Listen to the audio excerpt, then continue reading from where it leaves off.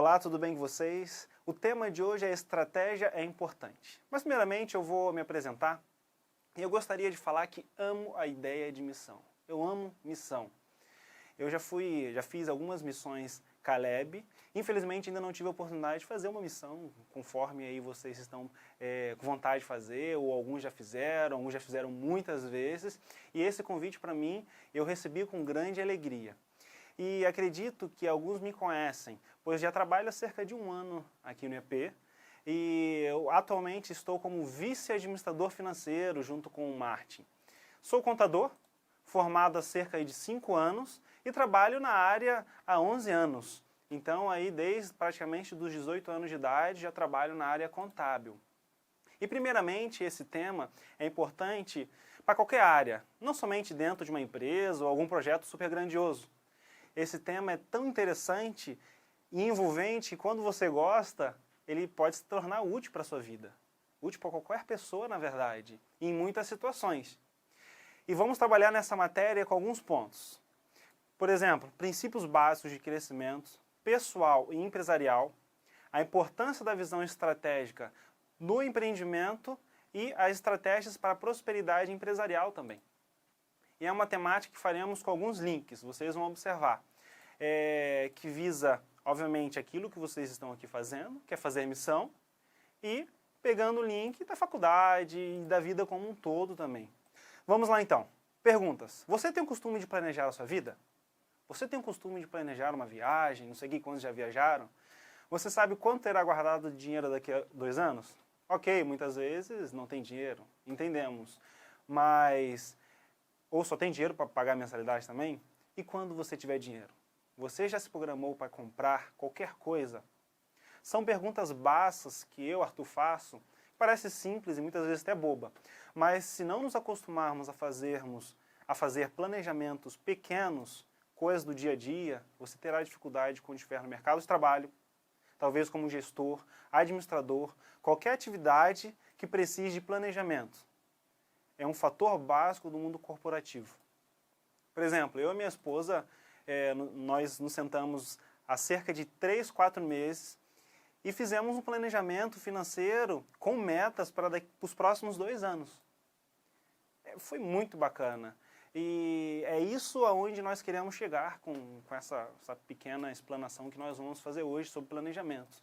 Porque planejamento é importante? Claro que é.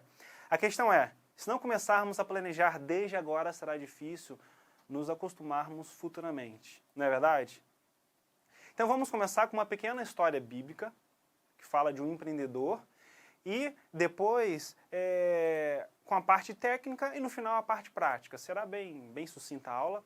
E o personagem bíblico que nós vamos falar hoje é sobre Neemias. Nós tivemos uma lição há pouco tempo sobre Neemias, acredito aqui que a maioria saiba a história, mas vou pontuar algumas situações da história de Neemias.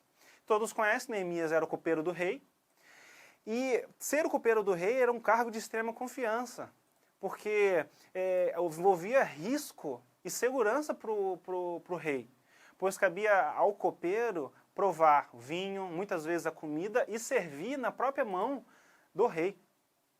E ocorreu que, num determinado dia, Neemias soube que as portas de Jerusalém e os muros não tinham sido construídos. Jerusalém era a sua cidade natal, ele estava exilado num país totalmente diferente. E ele ficou muito triste. Mas não aquela tristeza, sabe, aquela tristeza que fica na cama o dia todo. Não, era uma tristeza que envolvia revolta. E ele decidiu que iria construir um novo muro, construir uma nova cidade praticamente. Detalhe, ele vivia muito longe de Jerusalém e não podia se ausentar do palácio. Essa era uma verdade, né? E a pergunta, o que você faria no lugar de Neemias? Construiria? Ou deixaria outra pessoa se levantar e continuaria a sua vida boa, tranquila? Na verdade, ele foi para uma missão. E você, teria coragem de ir para essa missão? Quando você vai fazer uma missão, quais sentimentos ou pensamentos vêm na sua mente?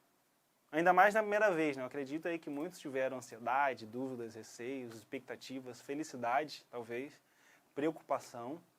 Mas teve um sentimento que Neemias teve também, que foi medo. todos nós já passamos por esse sentimento, essa angústia, esse medo. Algo bem comum para o iniciante. Ainda mais quando essa pessoa deixa tudo para ir a uma missão em outro país, com uma língua diferente, sem talvez expectativas futuras. Neemias venceu o medo de empreender. Quando ele foi servir ao rei, o rei percebeu a sua tristeza e perguntou o que havia acontecido. Neemias então ficou com muito medo, na verdade, né? Porque conta-se que quando um rei pergunta e vê o seu servo triste ou doente, enfim, semblante caído, esse rei tem toda a autoridade de matá-lo. Porque ele entende que todos que o servem têm que estar com semblante alegre e feliz. E isso seria uma afronta para o rei. Mas Neemias venceu o medo e disse ao rei o real motivo por que ele estava. E ele ainda foi ousado, né? Depois nós vamos chegar na ousadia. E quantas vezes você não deixa de fazer algo simplesmente por medo? Essa é uma outra pergunta. Medo de levar uma bronca, talvez, medo de ser mal interpretado, medo de sofrer uma consequência desejada. Enfim, o medo não paralisa quem simplesmente o sente, mas sim quem se deixa vencer por ele. Medo todo mundo sente, não é mesmo? Mas daí, deixar o medo tomar conta, paralisar você, tô fora. Essa é a verdade. Neemias, ele venceu o medo com a ousadia dele. Ele foi em frente, de fato. Ele falou que precisava para o rei. Isso era muito difícil. E ele ficou com medo da resposta que o rei poderia ter. Mas uma coisa que ele tinha, ele cria em Deus. E isso Deus o honraria pela coragem. E assim foi. Foi engraçado porque o rei permitiu. Conta toda a maré de situações que poderia acontecer a própria morte. Mas é aí que veio uma coisa muito legal. Vendo que o rei havia sido favorável, Neemias foi um pouquinho mais longe. Tu imagina?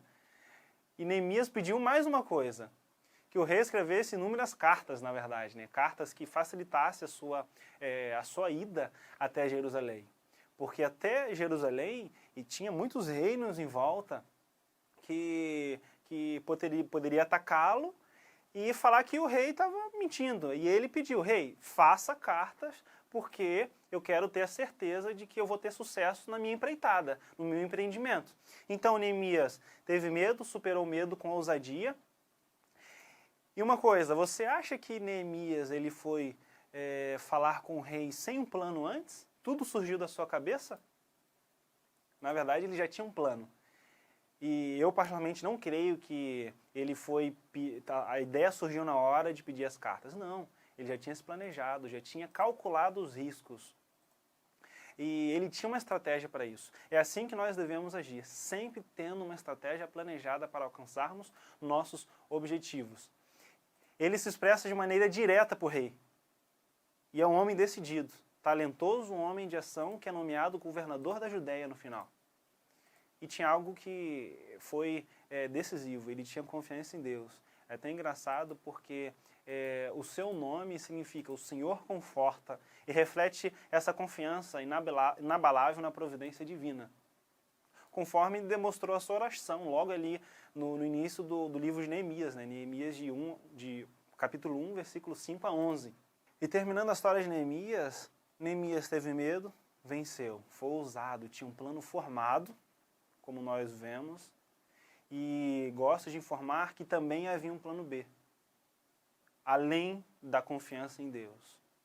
E terminando a parte espiritual, podemos dizer, a parte desse link com a Bíblia, um pouquinho das características de Daniel, que está ali no livro de Daniel, capítulo 6, versículo 4, que são algumas características que a Bíblia ela entona, que diz assim, que Daniel não achava falta alguma, ele era fiel, ele não era desonesto e não era negligente. O que é não ter falta alguma? E por que eu resolvi elencar essas características? Essas características que um empreendedor, um líder, alguém que vai para a missão tem que ter.